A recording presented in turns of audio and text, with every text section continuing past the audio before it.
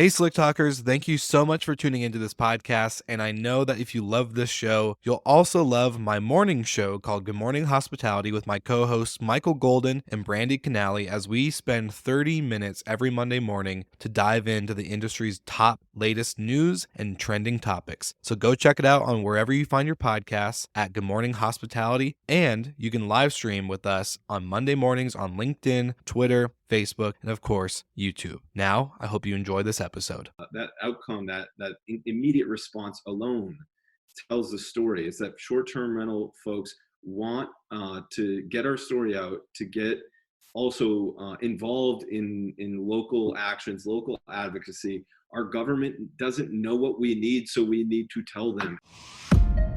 Welcome to Slick Talk, the hospitality podcast where we discuss all things hospitality, hotels, and business. You can find us online at slicktalkthepodcast.com and on every podcast listening platform.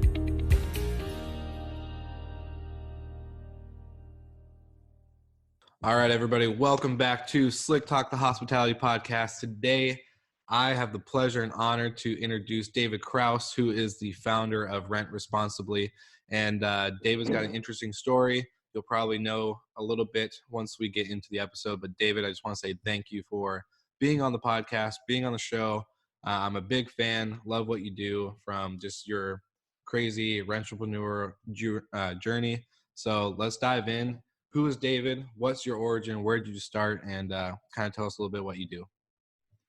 My pleasure. Thank you for having me. I managed to clear out the last month of my life just waiting for this podcast. So, I'm fully prepared, fully rested.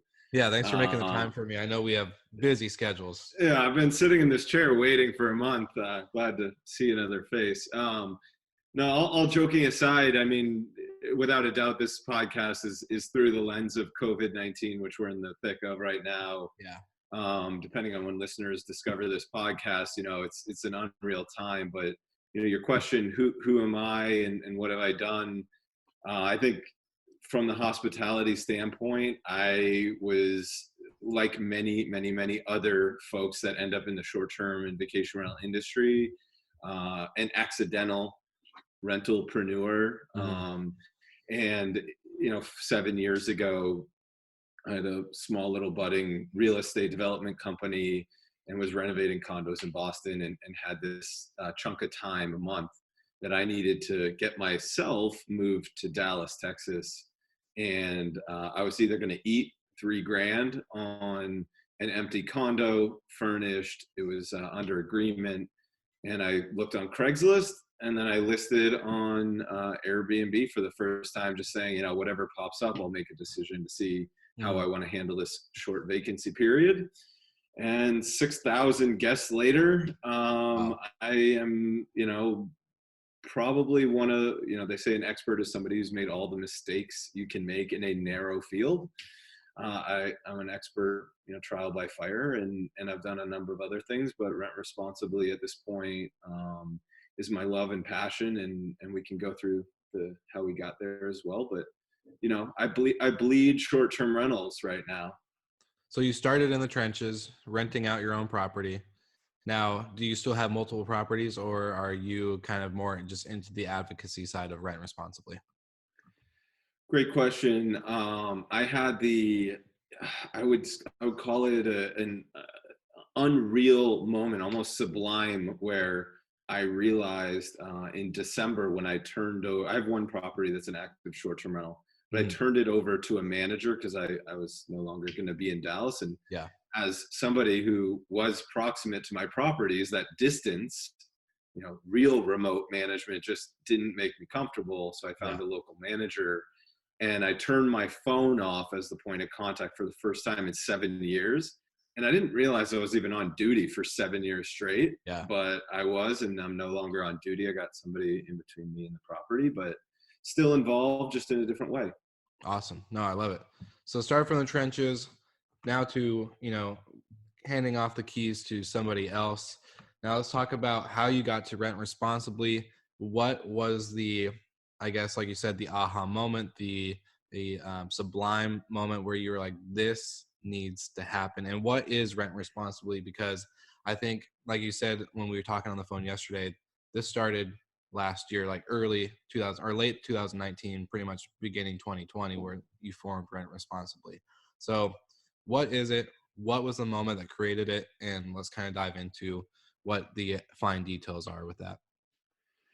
Sure. Well, as I mentioned a moment ago, as an accidental rentalpreneur, I think my entire career over the last 7 years feels like a series of accidents that I just thought, hey, there's got to be a better way to do this. Yeah. And then when you discover there's not actually a better way to do something, I call that the donut hole in the universe, right? Like you got all this stuff, but there's a big hole right in the middle that you need to fill. Mm-hmm. And so in both cases, in both being the company I started in between being a host and Rent Responsibly is called Noise Aware. Mm-hmm. My co-founder Andrew Schultz and I took on the challenge of solving noise issues and noise nuisance issues, Yeah. which is obviously a proxy for parties. Yeah. Oftentimes, and I guess I'll just take it in a chronological order as quickly as I can.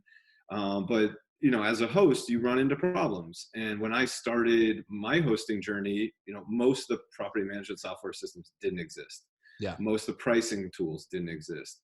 Invariably, the tools are better now. One such tool that didn't exist was anything to deal with noise or noise nuisance or really privacy safe noise management. And so we built the first one, put it in my unit, turned it into a small business. It's now thriving and doing fantastically well. But speeding along to Rent Responsibly, in that noise management product development cycle, we realized that short-term rental owners, managers, and hosts have myriad problems that there either are tools for or aren't tools for, or they've just hacked something together that works for them. Mm-hmm. And in many, many cases, the number one problem that I discovered that our customers at that point had was in city and regulatory relations. You could argue that the entire industry, the entire space, the entire community, that is our number one problem. Yeah. Airbnb constantly said they were going to go public, and then you look on the list of reasons they didn't, and regulation and the regulatory environment was always either A1 or 1A or 1B, right? Yeah. So I just look at this space of how do we manage internally in the industry, right? The concepts of what are the rules, what are the standards, what are the expectations of everybody in our community, because we're tied together. We're painted with one wide brush when it comes down to it in the media. And then from the city perspective, we can't rely on cities to innovate their way into reasonable and sustainable rules and regulations. That being predicate in the premises, last year in September, I graduated from a full-time job at Noise Aware after 4 years. Still on the board there, Mm-hmm. but I said, this regulatory situation and the local community advocacy groups, which I think are probably the most important, least developed area of the entire ecosystem, is where I want to focus. And so I basically said, I'm going to go from the noise guy to the advocacy guy. And it was something I was already doing a sum of, but I put my, pulled up my, pulled up my socks, put on my work trousers, whatever the phrase is, and just dove in the deep end. I have a fantastic partner named Alexa Nada. She's out of Chapel Hill. She runs the Chapel Hill Short-Term Rental Alliance. So we have a number of partners that we've already brought on, and so the next question I'll just ask myself, even though you already asked it, was, what is Rent Responsibly? Yeah, exactly. Well, so Rent Responsibly is an advocacy platform that's focus and mission is to build a sustainable future for short-term rentals. Exactly. Period. Okay. It's one of those massive unachievable goals, like Google's trying to organize the world's information. Yeah, that project's never done. The project of building a sustainable future for short-term rentals is never done, but we're behind the eight ball. We are absolutely behind the eight ball. and we're being attacked on virtually every flank. The incumbents, the kind of hotel machinery, the governmental machinery, even the platforms at times, Airbnb, VRBO, Booking, Mm-hmm. they're focused on doing their things, but sometimes government relations, government affairs is not the top order business. But for me, in business and for Rent Responsibly, figuring out where to take that energy in the local level for advocacy and making sure that each hour spent, each dollar spent goes 10 times farther than it has in the past. That is the focus of Rent Responsibly. We're building efficiencies, we're building collaborative tools, we're building education, and we're lastly, and I think most importantly, we're advocating through celebrating. Okay. And that is part of our Find the Helpers series. We just think that the narrative about short-term rentals and short-term rental stakeholders is all twisted upside down.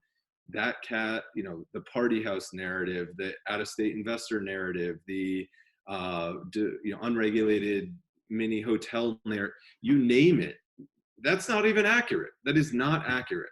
And we should not feel like criminals doing something we love responsibly in the space. And I will beat up and say, I'm not going to let that narrative go on any longer. And that's part of Rent Responsibly's mission.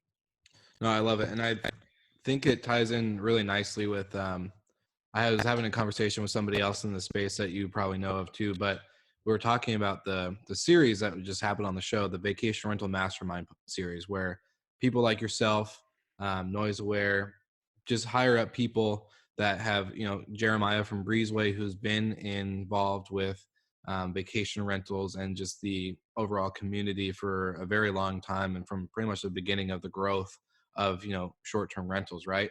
And the one thing we were talking about is, this is great information for, people in the space that, talk shop all the time. Like, we're all, pros. This is like what we do. This is what we live and breathe. But something is needed for the individual, the one-on-one, the mom and pop shop of vacation rental owners, where they're people that don't have these tools. They don't get to talk shop because they, haven't experienced or made mistakes like we have. They literally are seeing a lucrative opportunity, or they love people and they want to host and become, a creative memory for, travelers and that type of aspect. There's not really much for them, right? They have these tools and tips and tricks that they can hear from the big wigs, but getting something directly to them, right? Having a pretty much a playbook where now the big wigs who talk shop, which we all love to do, versus getting the information down streamlined into the manager's hands, into a doable community that is huge. And I think what you just described for Rent Responsibly is exactly that. Now it's no longer for, people who want to talk shop. It's the people out in the trenches that are running 1, 2, 5, 20, 50, 100 properties, and, run into these problems with different cities and states and all these regulations that go into it. Now, when we were on the phone yesterday, we were talking about a certain model that you use. And I think this is a really key point that I want you to make, because we talked about, there's nothing out there really like this. Well, let's talk about how that is because Airbnb is kind of like the floodgate opener that opened this up to such a brand new, huge market that really, like, short-term rentals aren't new. Hotels aren't new. They've been around for a while. But at the availability, the threshold to enter is now lower because of certain things that have happened, Airbnb and all these other platforms and tools and all this stuff, right? So talk about the 4T model that you were talking about yesterday and kind of how that goes into the Rent Responsibly mission that you just described.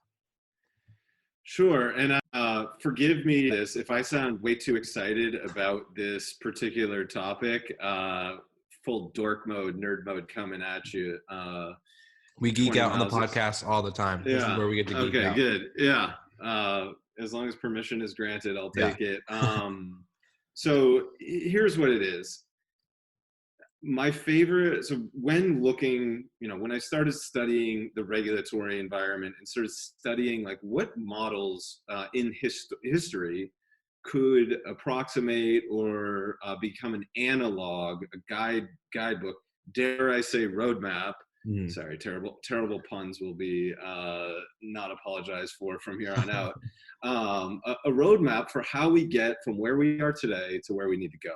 Exactly. And that idea of a sustainable future is, again, amorphous. It's an ambitious statement. It's kind of idealistic. We can get there. We don't today's problems forever. So fundamentally, I look for a model of something like that. There is a perfect one out there, luckily. I call it the Ford Model T story of short-term rentals. So here's a couple things that I think will help frame this. In 1908, Henry Ford did not invent the automobile. He just invented a better way to deliver it to more people, proxy for what Airbnb did post-recession, right? And in 1909, 200,000 automobiles on the road. 1916, 2 million automobiles on the road. You want to talk about a disruptive technology? Yeah. And then you get people saying, "Oh, it's not old. It's bad. It was here before." No, it was disruptive. Let's not get it twisted. Yeah. 75% of the people who were injured in automobile accidents in those early days were not in the automobile. They were innocent bystanders. So you get this sense that the whole world is dealing with this new technology in myriad ways. Now, the question in the automobile, the post-Ford Model T moment was, how do we adjust? How do we adjust? And what happened is they developed through trial and error, effectively, something that ended up becoming called the Detroit Plan. So today we know of Detroit as Motor City. Well, it was actually the epicenter of where these solutions came out of, and it's because people from the Ford companies came out and started working more closely with government, and they started coming up with, guess what?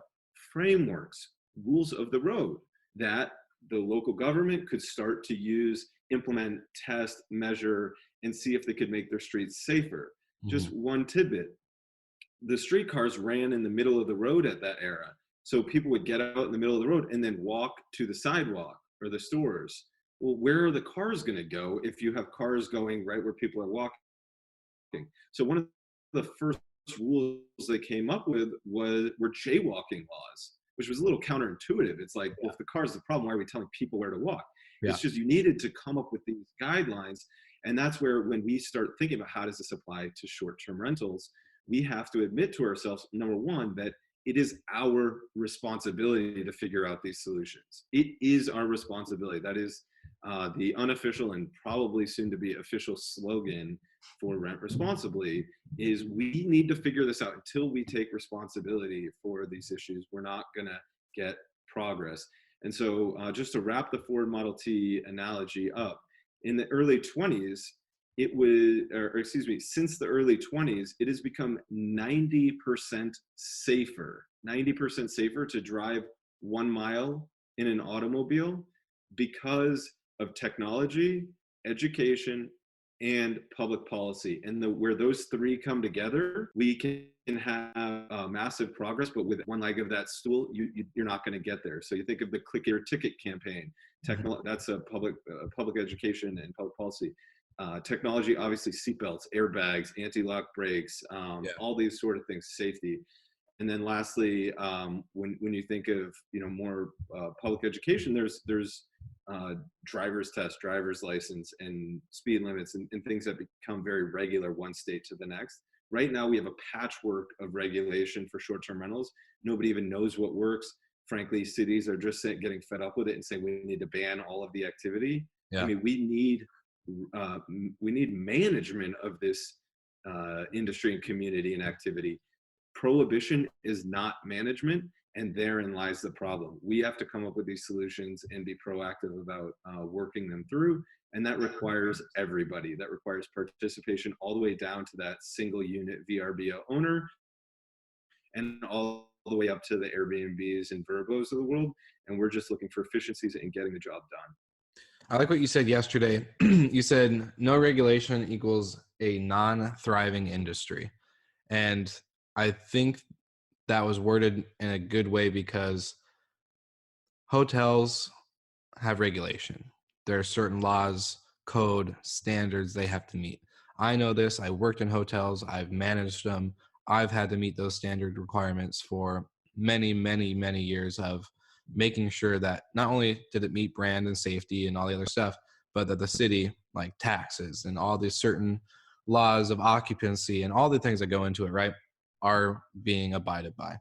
Um, so with, I think, having Airbnb open up the floodgates from 200,000, let's say, Ford models on the road to 2 million, that is such a huge influx, right?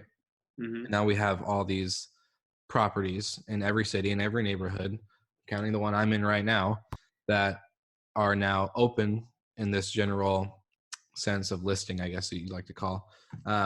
But you're right. I think, regulation creates accountability, it creates structure, and it also provides reassurance on both ends and both parties. You got Mm-hmm. guests, obviously. For most properties, you have a contract that you have your guest or client sign. At least for us, that's what we have, just because of certain parameters. But at the end of the day, we have certain things that we have to follow too for their safety, our safety. Now, I really think for you guys, what does that look like in order to, because we kind of talked about help the finders campaign, or find the finders, Find the helpers. find the Find the helpers. helpers. Yeah. Yeah, sorry, I got a little No twisted. worries. Find the No helpers worries. campaign, and that type of stuff. So what have you seen be, I guess, like the thing that you tackle from the rent responsibly side of that regulation? Sure. So just to touch on regulation. So one of my missions, and this might just be a personal mission, is the word regulation and the word advocacy. They're so dull and boring, and the branding around advocacy is such a mess. Like literally, if somebody 2 years ago had said, "Hey, Dave, you want to come to this like advocacy event?" I literally would think of the first excuse and Yeah. probably would have fallen asleep before somebody even finished their sentence. That's just not going to work. So fundamentally, advocacy takes too much work, too much time, and regulation is oftentimes uh, built, constructed, or carbon copied from folks who haven't spent the 10,000 hours really understanding Yeah. what it takes to become that expert and have that subject matter expertise. I would say you and I kind of talked about it yesterday. It's like a lieutenant or an officer in the Army or the military getting into their position without rising from the ranks. They just graduated college and they get put into a leadership position versus a person who's been doing the job and then working their way up to that, understands the trenches, the fine working tools up to that, and is able to execute a better plan. Absolutely. And I'll take that analogy. I didn't think of it, but the idea of leadership in advocacy to me has everything to do with motivating people to do something that's in their best interest, that frankly they might not feel they have to do or don't need to do, or somebody else probably will do for them. Somebody else will go to City Hall and talk to the mayor. Somebody else will write that letter. Somebody else will show up to the meeting. Well, guess what? No, we all can do that. Our goal is to make sure that for every one minute, 1 hour you spend, we make it go 10 times further. So I think it's this equation of, if you have a coefficient on each action, we want to build a big coefficient. So every action you take goes 10 times further. So that's really fundamental and important. So when somebody's joining Rent Responsibly, that quote advocacy organization, you should read entertaining content. You should get excited. We're about celebrating the industry.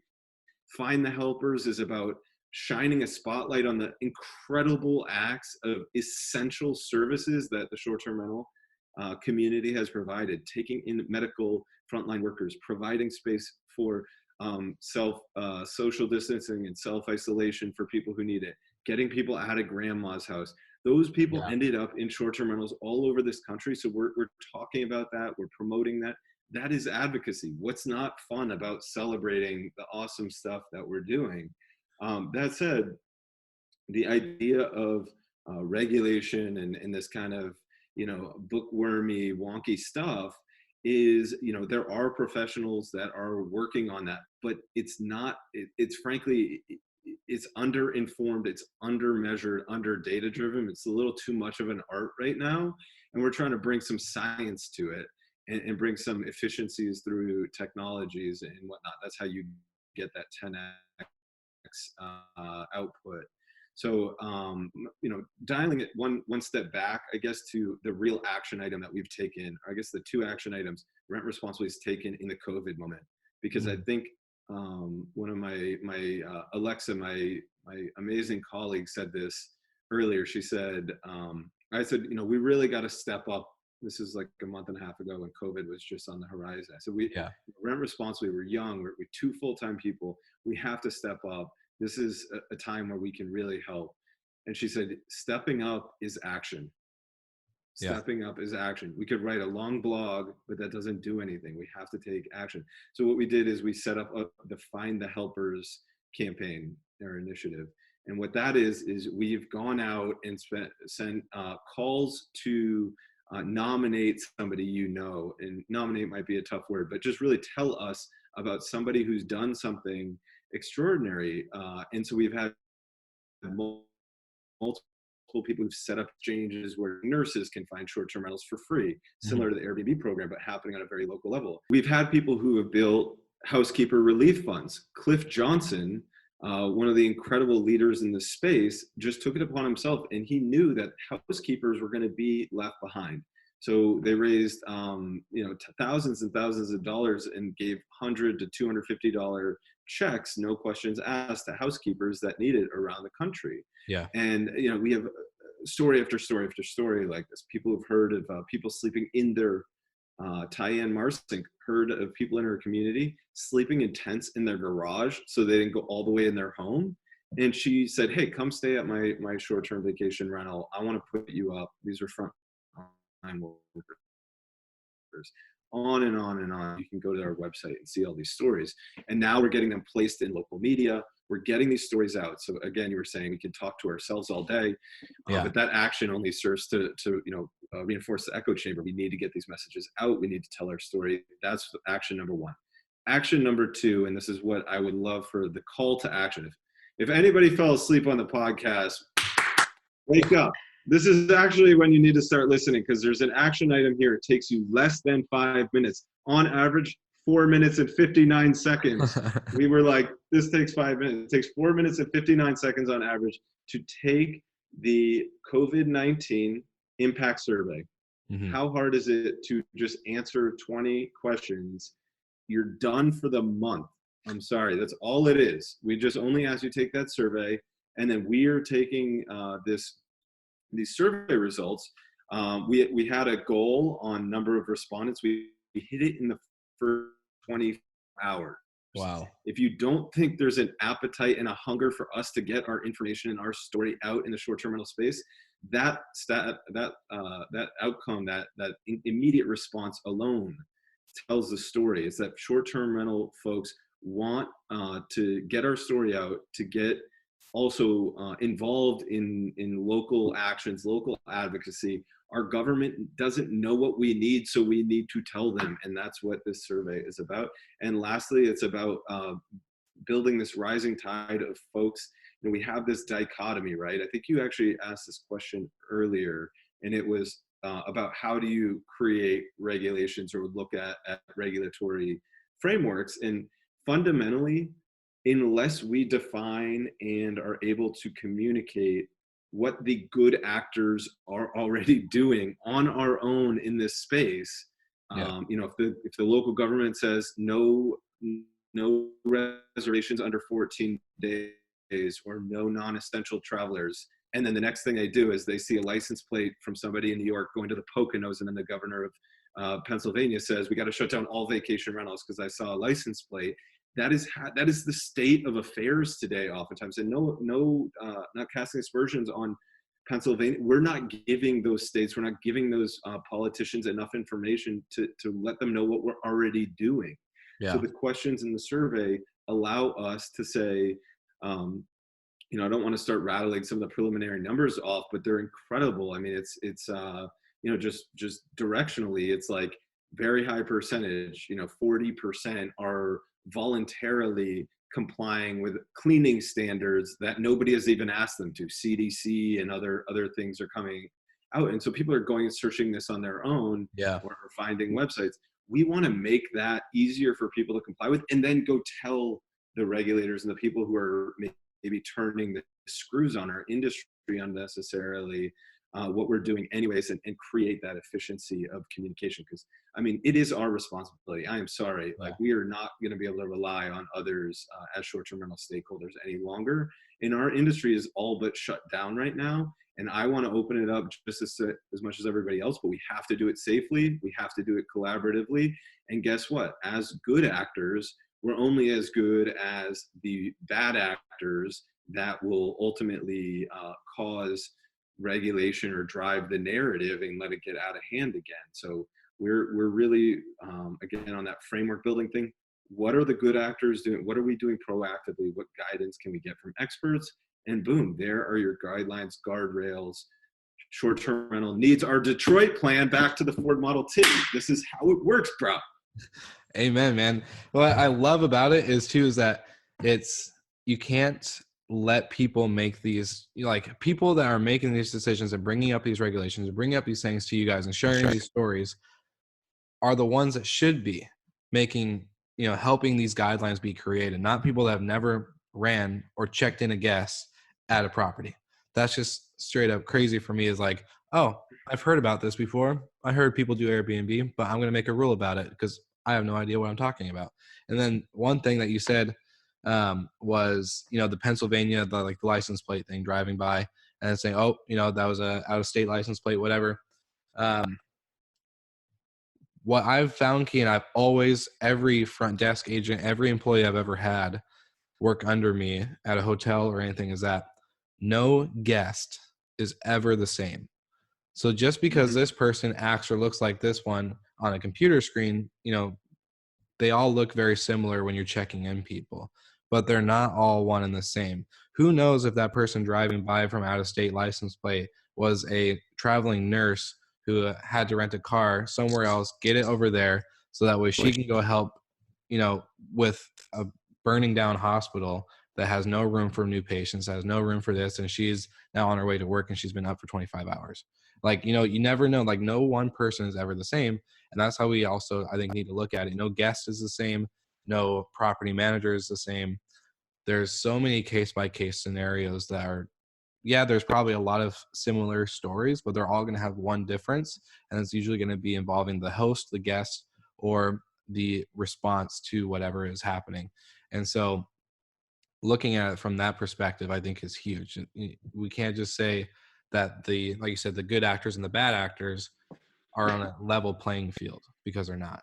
At the end of the day, there's a big difference. They're not. And I think it goes beyond short-term rentals too, because the larger conversation oftentimes is hotels versus short-term rentals. Mm-hmm. Our short-term rental, like, should we even be talked about in this path? And this is something I'm extremely adamant about. Short-term rentals in hotels, they're cousins. Mm-hmm. There was a gentleman from the American Hotel Lodging Association.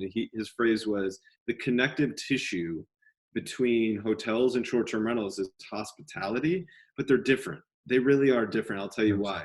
Yeah. The average hotel stay is between 1 and 2 nights and 1 and 2 people. The average short-term rental stay is minimum 3 nights and minimum 3+ people. My friend Scott Shatford at AirDNA told me that the average booking in the short-term rental space was around 4 nights. Well, since COVID, it turned into 17 nights overnight. It is just a remarkably flexible. We are flexible accommodations, flexible light service, hospitality, whatever we need. Better language around this stuff. But the other thing about hotels and short-term rentals is, through the COVID lens, everything travels at this point. Think about it. Short-term rentals are private single-family accommodations meant to be rented to single families or single units of travelers. Mm-hmm. That eliminates 90% of what you might naturally think about: lobbies, elevators, people coming into rooms, door handles, yada, yada, the list goes on and on and on. If we can raise the bar of our minimum expectations of cleanliness, cleaning standards, and we don't even need to make it up. I mean, they're out there. It's about applying it and communicating it and educating people. There's a lot of companies out there looking at how to do that right now. We need to take what's already being done and magnify it and empower that information to get all the way down to the people on the ground.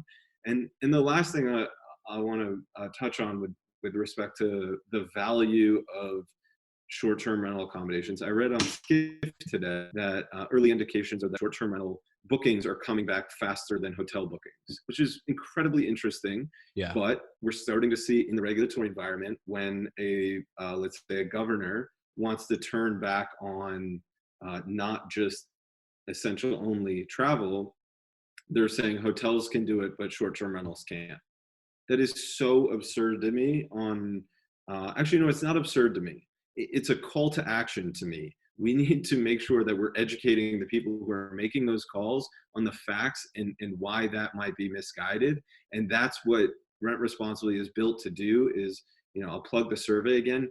Anybody who's listening, I think this episode is going to come out either today or tomorrow. The survey runs until April 28th, and you can always get involved with Rent Responsibly at rentresponsibly.org. So either way, make sure you take that action, because we take that information and work very quickly. And this last piece that I'm trying to get to here is just something that that gets me out of bed every morning, because it's why I feel it's my why. You hear that all the time, but my why is, why was I able to build multiple businesses and live out kind of my entrepreneurial dreams through this space? It's because this is an approachable level of hospitality that any human being can get involved with. And if done the right way, it's the most rewarding. And then it's also the most rewarding to the communities we operate in. 100%. Short-term rentals is one of the most powerful economic engines that this country has ever found, specifically in the real estate or hospitality space, because people are able to do it from their own home without, getting into a Marriott corporation, working your way up and like, you can literally be a part of this ecosystem just by joining your local, if you're a baker, right? Hey, let's get these travelers into my small business bakery, the coffee shops. So the money and the commerce is community based. It stays in the community. And then ultimately, our homes are expensive, and if we want to open up a bedroom, great. I recently moved and just put my house on short-term rental market for a while, had a manager, and then I'm going back to it. That is a turn on, turn off, accessible at your fingertips. And we can't let the next people behind us not have the opportunity. So that is critical, and that's my why. No, I love that. And I think it comes back to kind of the sole mission and purpose of the podcast in general. It's about community. It's about really taking care about people.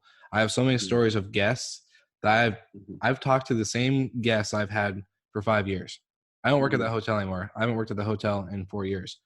But you build connections, you build relationships. And then, of course, like you just said, the share economy is huge, because not only do I have a unique property, but now I have the one local coffee roaster that is able to provide my property with coffee and provide a story. And then also now when my guests come here, they can ask about the history of the town. And I can say, yeah, this coffee roaster, blah, blah, blah. This person, the soap that you're using is from the lady down the street who makes her own soaps and like has like a family business or does whatever, like it builds that sense of community.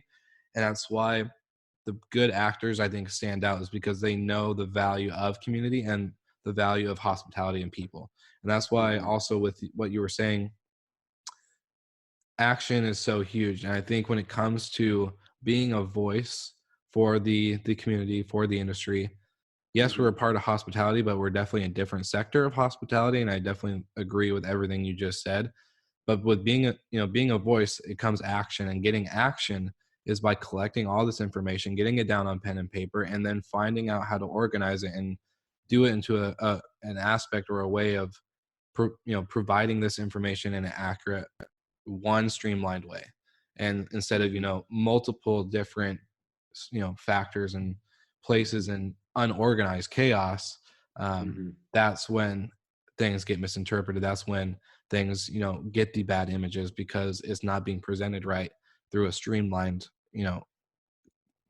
sense of communication in a lot of ways. And so that's why I just love exactly everything you just said. Is perfect. Is literally, I think, just the beginning, the what they call it, the butterfly effect of a ripple of things that's going to happen from COVID and beyond. Because, like I said, yes, it gives us the ability to live the entrepreneurial life and thrive that we've all had. I think many people have discovered that through this industry, but just the change something like this is going to make for the next guy or for the next generation or for whoever is to come is going to be huge, and it's going to be key. So everything you said was money, my friend. Money. Thank you. Yeah. I appreciate that. I also realized I feel like I've been yelling and just come on everybody, let's go. And obviously can't even leave our houses. But the funny thing is I think advocacy is fun because I like people. Yeah. And I think if you have the upper hand on, this political element, it just comes with common sense. Yeah. I mean, the elements of short-term rental, there's this sense to me of what is there not to love? Show me the problem we haven't either solved over here on our left hand. I always, the left hand has the problem, the right hand has the solution. We're literally just bringing one to the other. Yeah. And it's extremely complicated because, nothing is cut and dry and things are fluid, and the concerns of one community to the next, they're not going to be apples to apples. Yeah. That said, we're the most entrepreneurial community I've ever seen, and with a big heart. I mean, 100%. We're in hospitality, we're not trading widgets online and not interacting in public. I fell in love with this community and this operation side. I did my first 70 cleans, my first, I was my first cleaner and all that. My first guest was a group from Mont Blanc, France. Oh, wow. And if I said Mont Blanc to somebody, they'd be like, oh, the pens, right? Mont Blanc pens. And I said that, of course, to this traveling group that was in Boston. They were visiting their daughter who was in college over Christmas. And they had asked that I get a Christmas tree set up in the apartment so they could have, a proper Christmas with their daughter. And of course I was like, really? Is that what this, thing's going to be like? I have to go run errands and set up scenescapes for my travelers. But I was like, yeah, whatever, I'll try it. So I get there and they were over the moon. I can't believe it. They're like, we're going to travel this way forever. Well, you're so nice. And I'm like, it took me 5 minutes up the street, right? It takes one thing. It takes one thing like that. One thing. And it made their day. It made their week. And then, of course, I go to clean up after them when I leave. And they have a note with a little, or attached to a gift. And I open it and it's Mont Blanc cologne. Because they wanted to just show me that, yes, Mont Blanc's a mountain and it's a place, both I didn't know necessarily, but it's not just a pen. We also make cologne. And I still have that cologne, and I love, it's just these things is what other job is going to give you that on that feeling on a daily basis? And then the people in this space. I mean, I met through Noise Aware and other ways, thousands and thousands of people. And I'm not the kind of person to have the solution in the right hand and then see the problem and not just be able to smash it and move on to the next problem. And so, Rent Responsibly, I think it's our responsibility as stakeholders in this industry to solve these problems the same way, the Detroit plan became the model that every other city around the world copied. And guess what? America would motor the country that rode the automobile to the heights that we still do. And in short-term rentals, I mean, I'm not saying that short-term rentals are the new automobile, but I am saying that these are solvable problems and it's up to us. Perfect, dude. I couldn't have said it better myself. I think that's amazing. So thank you so much for being on the show. Just such a huge pleasure. What is so let's just go over the thing one more time. Where can people find the survey, and when does the survey end? Because I think, this, like I said, this episode will be published pretty quickly. And so we want to get this out there to as many people as possible. And then, of course, where can people find you, more information, all that good stuff. Obviously, I think this is going to be an episode for the books. So definitely want to get out the plug. So here's my infomercial plug. But wait, there's more. No, go to rentresponsibly.org, and on the header, you'll see take the survey. And it takes 4 minutes, 59 seconds, 20 questions. It will give us all the information we need. It will give us an ability, if you choose, it's optional with submit your email, but if you choose to do that, we'll be able to communicate follow-up. And then the survey ends Tuesday, April 28th. So that's a couple days from now, and probably 4 days if this gets released on the 24th. But just get it done. Honestly, if you don't do it right now, you're not going to do it. So, and people have nothing but time right now. So yeah, exactly. No excuses. Exactly. And then if you hear this after the 28th, go to rentresponsibly.org. We're going to be leveraging this. We have really exciting things. I also want to give a shout out to the Vacation Rental Management Association, our partners in this, and our data partner AirDNA. Heck so yeah. we've got the best in the world helping do it, and to the top. Let's just solve problems here. Yeah, amen. And if any listeners have been listening throughout the Vacation Rental series, Scott from AirDNA has been on the show. Jeremiah from Breezeway, who is also with the Vacation Rental Management Association. They've all been on the show, so listen to them, hear what they're about.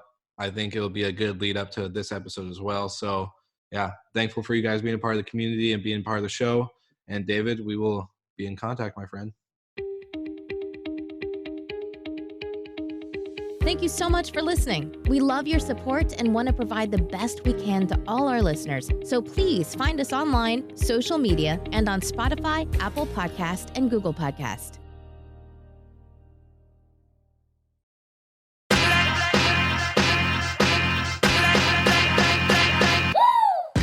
What's up, everybody? If you've gotten this far into the episode of Slick Talk, the Hospitality Podcast, then you are amazing, and thank you so much for tuning in. We want to send you 2 places really quickly. If you can, check out the show notes and click the hospitality.fm link. Check out all of our other shows on the podcast network. And don't forget, if you have someone that you want to hear on the podcast, then fill out the guest fill-out form so that way we can get them on the show. Thank you so much for tuning in, and I hope you enjoy another episode of Slick Talk, the Hospitality Podcast.